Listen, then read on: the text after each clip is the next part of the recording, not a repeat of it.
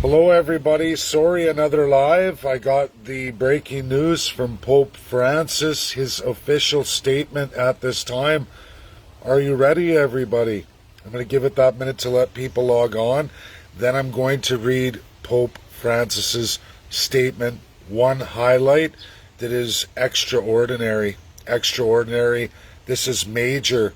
So for all of you who watched my video yesterday where I addressed Pope Francis, now we're going to hear right out of Vatican News, which I'm subscribed to, and I just read his statement.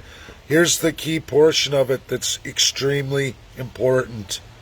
And where we're going to see the ICC, if Khan takes my presentation that will be made tomorrow morning before the UN opens, to the General Assembly and absolutely to the Security Council of the UN, the P5.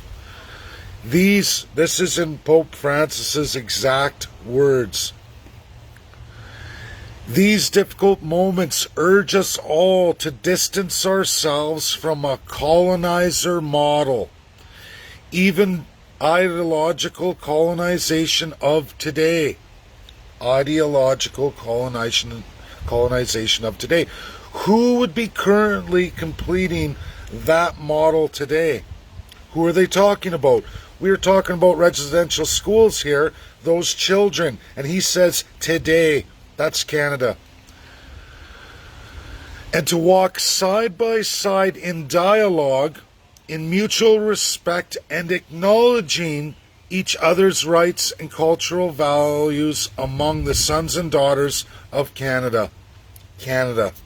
That's First Peoples and all Canadians. We are going to win, Pope Francis.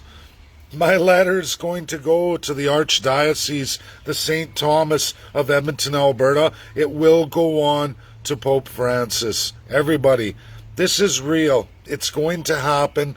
We're going to beat this thing together. This is tremendous.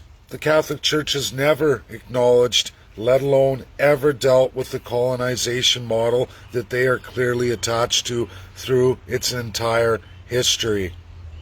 It seems Pope Francis has heard those words. He clearly speaks of colonization and the current model of it in Canada, and access power. The Church has gross, grievous violations here too, but what we can do is change Canada. Do the right thing. We can actually follow the model of Jesus Christ. We can actually really take care of this. We can actually take care of the government who mandated all of it. The Church didn't pass those bills and acts. The Church was hired under the model of colonization, which is Canada today. It is our Constitution today. The genocide continues today.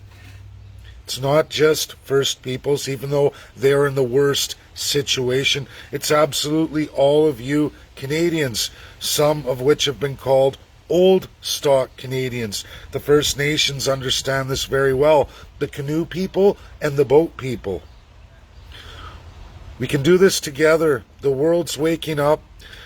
Pope Francis knows there is nowhere to turn. None of the former colonizers are going to risk standing on the access power stage. It's over. It's over for Canadian politicians, all parties. And understand this, everybody. The Liberal, Conservative, Bloc, all of it. Regionally, NDP, the rest of them. You're all in this. You're all going to be attached. You've all embraced the Crown colonial empowered system. You've already committed the crimes. Every party, every registered Canadian party. And people ask me, why did you resign AIP? Because when I got to that stage, you instantly find out in a majority situation when you register a party from scratch. This third-class Canadian learned, I can't do anything I said. In fact, I'm mandated to become full autocratic. I couldn't do it, everybody. It was wrong. It was broken. I went back out there for 2 years to find out the absolute truth by touring every major university in the entire world in law. I did that. It's done. I've assembled many experts. Left, right, you may classify them. This is reality of your broken country, Canada. Are we the only one? No, but we're a terrible one. And to ignore it any longer is just grievously wrong. Our allies, the P5, are waking up to what Canada is. Pope Francis knows exactly what's going on here and what's coming. He's going to do the right thing. The Catholic Church has no choice. Likely, as what he states, they're going to cooperate fully with the ICC. It just takes now one person with 1,000 signatures is likely to be pushed through. Con will take notice. Focus on how this has to go in real international law as it really is. I completed the ICC live in reality 2 weeks ago today. I'm going to give the correct narrative to go forward to get real justice, real credible justice for the UN state of Canada. That's what we can do. That's what we're going to do. Real justice, real accountability for the first time in Canadian history. Politicians are going to be held to account. Thank you, everybody. Share this tremendous video. It's real. If you don't believe me, log on to Vatican News.